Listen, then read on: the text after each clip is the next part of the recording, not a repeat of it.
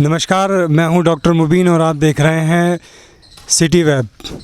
दोस्तों, आज हम मौजूद हैं राष्ट्रीय लोकदल पार्टी के ज़िला अध्यक्ष राव कैसर के निवास स्थान पर और उनसे हम ये जानने की कोशिश करेंगे कि जो आजकल के जो हालात चल रहे हैं, जो कृषि बिल है जो किसानों के लिए बनाया गया था, तो उसको लेकर के वो क्या सोचते हैं, क्या उनके क्या नज़रिए हैं। तो चलिए बात करते हैं हम जनाब राव कैसर साहब से। तो बहुत बहुत स्वागत है आपका हमारे इस चैनल पर। धन्यवाद मुबीन जी, बहुत बहुत धन्यवाद आपका। अच्छा कैसर साहब, आप हमें ये बताइए कि पहले तो आप अपने बारे में बताइए कि आपका जो राजनीतिक सफ़र है वो कहाँ से और कैसे शुरू हुआ। मैंने राजनीति करने का, देश की सेवा करने का शौक़ बचपन से मुझे रहा है जी, और राजनीति को मैंने एक सेवा का माध्यम समझा है जी। और स्टूडेंट लाइफ से ही मैं युवक मंगल दल के ब्लॉक अध्यक्ष, हमारे ज़िले में एक ब्लॉक पड़ता है सड़ौली कदीम ब्लॉक, वहाँ के ब्लॉक अध्यक्ष से मेरा राजनीतिक जीवन शुरू हुआ। फिर मैंने यूथ कांग्रेस में काम किया, मैं वहाँ वरिष्ठ ज़िला उपाध्यक्ष रहा। उसके बाद में फिर मैंने शामली में जाके राजनीति की, शामली डिस्ट्रिक्ट में एक गांव पड़ता है, तो एक विधानसभा थाना भवन होती है, वहाँ से मेरे बहनोई विधायक थे। उनके एक्सपायर होने के बाद में फिर उनका राजनीतिक कैरियर मैंने संभालने की वहाँ कोशिश की। उसका नतीजा ये निकला कि मेरा भांजा अब्दुल वारिस वहाँ से विधायक भी हुआ। मुसरत बेगम ने वहाँ बहुत काम किया, उपचुनाव भी लड़ी। अनफॉर्चुनेटली वो 233 या 34 वोट से वो चुनाव हार गई थी, लेकिन उसके बाद भी उनका बेटा विधायक हुआ। फिर वो बेटा बड़ा हो गया तो उसने अपने काम संभाल लिया, तो मैंने सहारनपुर में आके वही राष्ट्रीय लोकदल की राजनीति, अपने पेरेंटल पार्टी मैं इसको कहूँगा, मेरी पेरेंटल पार्टी है, उसमें आके काम किया। और मैं 2002 से और 2008 तक यहाँ जिला अध्यक्ष रहा पहले भी जी। उसके बाद में फिर मैंने प्रदेश में मेरा प्रमोशन हो गया। फिर किसी कारणवश की परिस्थितिवश हाईकमान का आदेश हुआ कि दोबारा से आप ज़िले की कमान देखो, ज़िले की संभालो जी। तो अब मैं पिछले सितंबर 17 से फिर ज़िला अध्यक्ष हूँ यहाँ और समाज की सेवा कर रहा हूँ, पार्टी का जनाधार बढ़ाने का प्रयास कर रहा हूँ। यही मेरा राजनीतिक कैरियर है। अच्छा ये बताइए कि ये जो एक लंबा अरसा आपका जो राजनीति में गुजरा है और जो आज का जो राजनीतिक पहलू है, इसमें कितना डिफरेंस है आपके नज़रिए के मुताबिक, जो इतना एक वक्फा गुजरा उसमें? देखिए, अगर मैं खुल के आपसे बात करूं तो यहाँ 3 चीज़ों का ग्राफ बड़ी तेज़ी से गिरा है जी, जिसमें खाकी है, एक खादी है और एक का मैं नाम नहीं लेना चाहूँगा, वो कंटेम्प्ट लग जाएगा मुझ पर।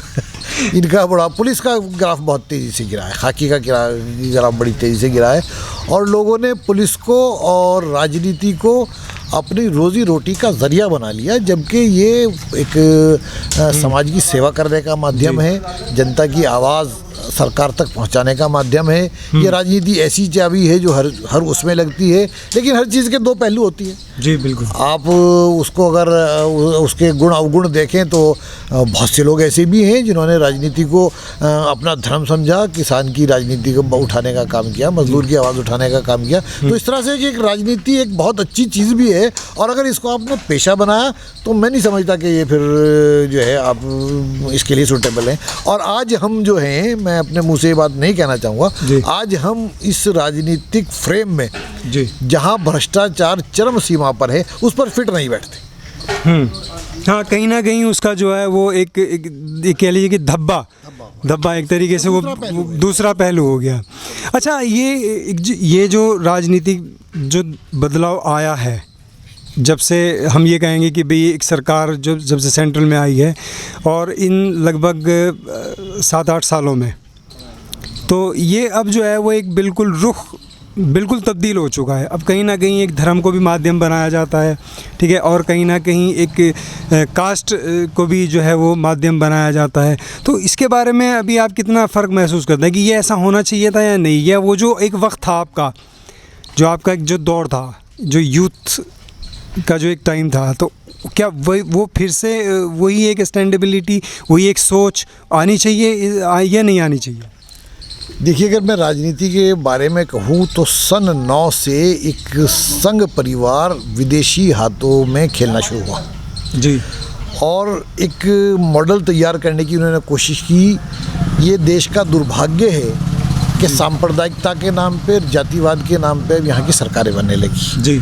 और ये एक दिन में नहीं हुआ, मैं इसका आपको प्रमाण देना चाहता हूँ। किसी दिन आपके पास अगर पूरा टाइम हो उस दिन आप आइएगा, मैं आपको पूरी किताबों के साथ और जो गूगल पे जो चीज़ आज भी है, वो चाहे भारतीय जनता पार्टी है चाहे वो RSS है, वो एक सबूत के तौर पे गूगल के पास आज भी है।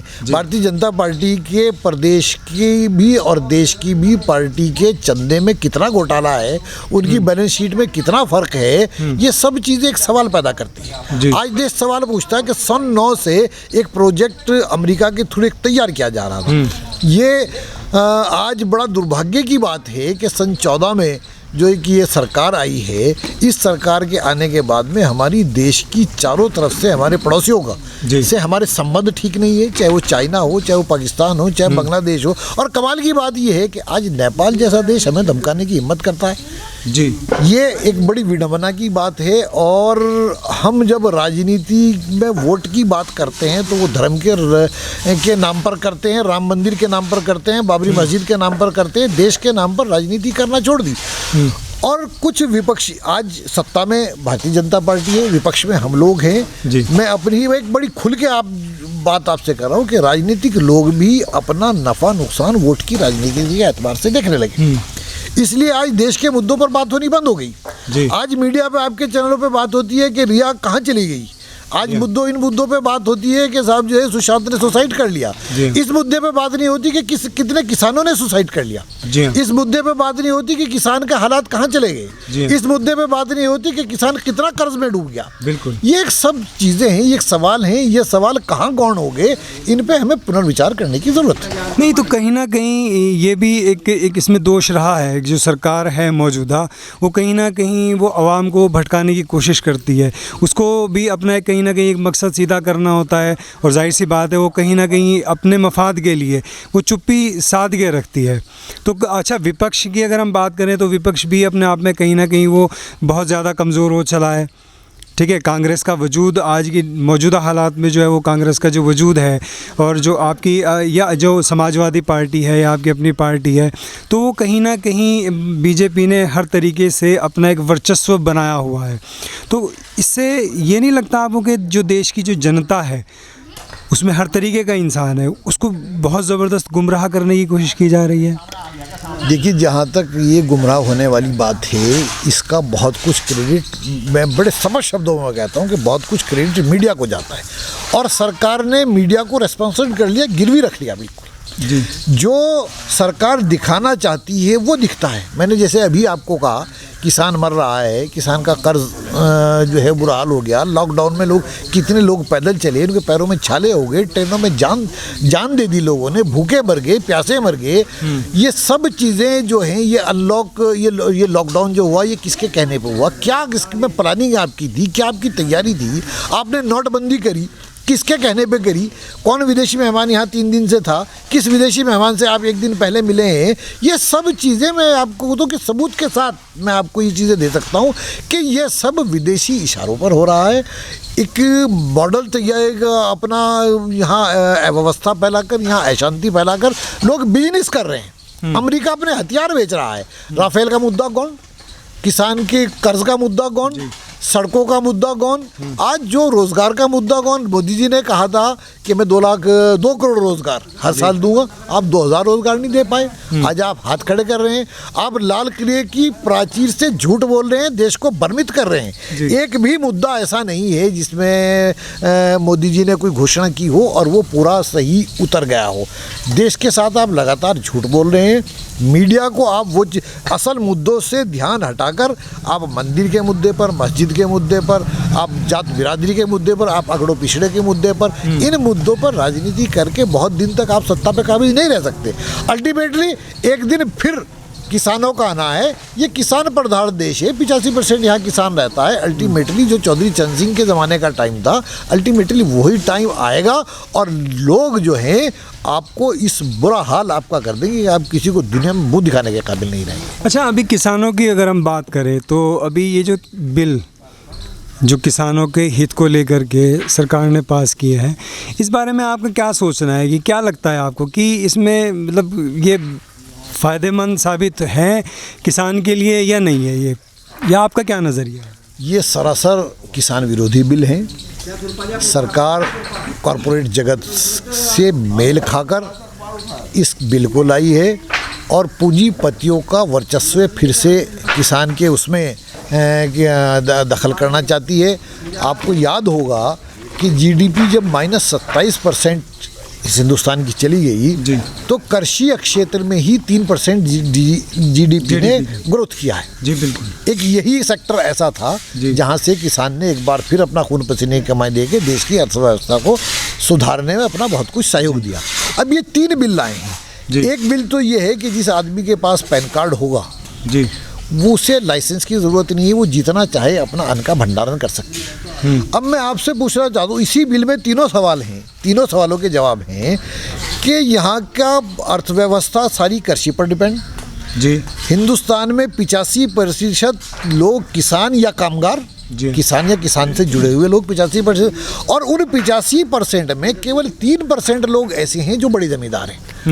आज 85% के 97% लोग ऐसे हैं जो बहुत भूमिदार हैं, बहुत 1-1, 2-2 एकड़ की ज़मींदारा की खेती करते हैं।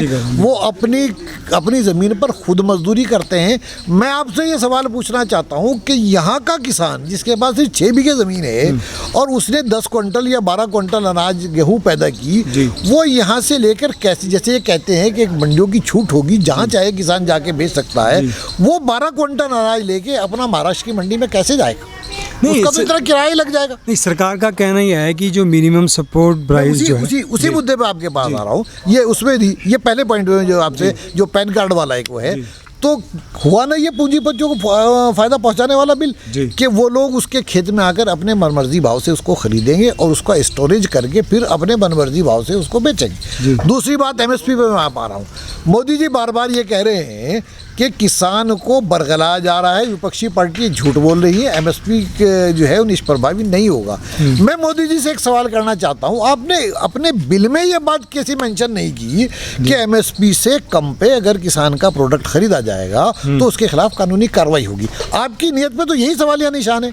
एमएसपी तो आप खुद ही निष्क्रिय कर देना चाहते हैं, और अगर आपको किसान का इतना ही है तो आप बिल में मेंशन कीजिए, इस बात को लाइए बिल में, अमेंडमेंट कीजिए इस बात का कि एमएसपी से कम दाम पर कोई भी किसान की उपज को नहीं खरीदेगा। इसे आप बाध्यता कीजिए इस बात। नहीं, बिल से अलहदा, जबकि प्रधानमंत्री मोदी जी ने खुद ये बात कही है, उन्होंने ये संबोधित किया है किसानों को कि आपको घबराने की किसी भी तरीके से ज़रूरत नहीं है, ये बिल आपके ख़िलाफ़ नहीं है। और आप ये कह रहे हैं कि भाई हर तरीके से ये जो है किसान विरोधी बिल है, जबकि उनका कहना यह है कि किसी भी एमएसपी जो प्राइस है वो बिल्कुल भी कम नहीं किया जाएगा। उसमें किसानों के ये उन्होंने फ़ायदे गिनवाए हैं कि भाई यहाँ ये फ़ायदे होंगे, मंडी को किसी तरीके से ब्लॉक नहीं किया जाएगा। और जबकि किसान वो ख़ुद भी जबकि महाराष्ट्र में है, केरला में है, कर्नाटका में है, जो कि जिनके पीछे कोई विपक्ष नहीं है, वो ख़ुद सड़कों पर आया है। तो जहाँ तक मैं समझता हूँ कि क्या अब किसान खुद जागरूक हो रहा है? आपने जैसे ये कहा कि मोदी जी बार बार खुद कह रहे हैं, बड़े स्पष्ट शब्दों में कह देना चाहता हूँ कि मोदी जी देश का विश्वास खो चुके। अब जनता मोदी जी की किसी बात पे विश्वास नहीं करती। मोदी जी ने ही कहा था 2 करोड़ लोगों को हम रोज़गार देंगे। मोदी जी ने कितने दावे किए जी, एक भी अगर उनका दावा सच निकला हो तो आप मुझे बता दो, एक भी बात उनकी। तो किसान इस बात पे ही कैसे विश्वास कर ले कि एमएसपी निष्प्रभाव नहीं रहेगा। दूसरे, हम ये पूछना चाहते हैं मोदी जी कि आप इस बात को जो आप कह रहे हैं इसको बिल में मेंशन क्यों नहीं करते? आप जो आप बिल लाए हैं उसमें इसको उजागर क्यों नहीं आप नोट करते कि एमएसपी निष्प्रभाव नहीं रहेगी और एमएसपी से कम किसी भी कीमत पर किसान का उत्पाद नहीं खरीदा जाएगा? आप क्यों नहीं करते उसको? आप जबान तो उससे तो कह रहे हैं, जबान से तो आपने पता नहीं क्या जबान से तो आपने ये भी कहा कि साहब चीन पीछे हट गया। चीन 25 किलोमीटर देश की सीमा में घुस आता है और 2 किलोमीटर पीछे हटता है। आप सर पहले तो ये कहते हैं कि हमारी उस ज़मीन पर किसी का कब्जा नहीं हुआ, फिर आपके रक्षा मंत्री ये बयान देते हैं कि चीन 2 किलोमीटर पीछे हट गया। जब आपका कब्जा ही नहीं हुआ तो 2 किलोमीटर काहे से पीछे हट गया? 25 किलोमीटर अंदर घुस रहा है, 2 किलोमीटर पीछे हट रहा है, तो 23 किलोमीटर तो फिर भी वहाँ गई। आपकी उसमें सीमाएं सुरक्षित नहीं है, ना नागरिक सुरक्षित है, ना सीमाएं सुरक्षित हैं। और हद ये हो गई इस प्रशासन की कि एसडीएम तक के लोग शासन के खिलाफ धरने पर बैठ रहे हैं। ये बड़े शर्मनाक और क्या बात हो सकती है? नहीं, एक ये दौर तो देखने को मिला है अभी जब से ये बीजेपी सत्ता में आई है कि जो है वो मतलब ये कह लीजिए कि जो पुलिस महकमा है, जो उसके जो सिंसियर लोग हैं या जो जजेस हैं, जो कहीं ना कहीं एक संविधान के अगेंस्ट ये सरकार जाने की कोशिश कर रही है और अपनी मनमर्जी, अपनी मनमानी जो है वो जनता के ऊपर थोपने की कोशिश कर रही है। चलिए खैर, ये तो एक बड़ा एक अलग मुद्दा हो जाएगा। अच्छा ये बताइए कि अभी जो ये प्रदर्शन चल रहा है, एक लंबा वक्त गुज़र गया प्रदर्शन चलते हुए और सरकार के बिल्कुल भी जूं नहीं रेंग रही है, सरकार अपनी बात पर बिल्कुल अटल है। तो क्या लगता है आपको कि सरकार अपने इन बिलों में बदलाव लाने की कोशिश करेगी या फिर किसानों को ही सरकार की बात मान लेनी चाहिए? नहीं, किसान क्यों सरकार की बात माने? सरकार को किसान की बात माननी चाहिए। सरकार किसान की बात सुनना नहीं चाहती। फिर वही आपसे मैं एक सवाल आपसे कर देना चाहता हूँ जी।